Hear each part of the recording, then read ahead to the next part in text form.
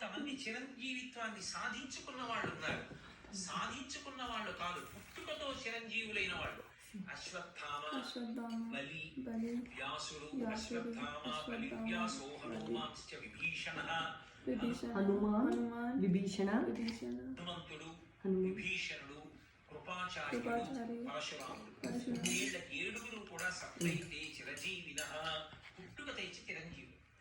ఈ ఏడుగురు చేత అంటే నల్ల నువ్వులు, బెల్లం, ఆవు పాలు కలిసినటువంటి పదార్థాన్ని 3 మాటలు పుచ్చుకుంటే వచ్చే పుట్టినరోజు లోపల గండకాలం ఉంటే తొలగిపోతుంది.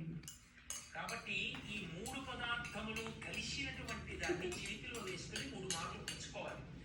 పుచ్చుకున్న తర్వాత 7 చిరంజీవులు ఉంటారు. అంటే వాళ్ళు పుట్టుక చేతనే చిరంజీవిత్వాన్ని పొందారు.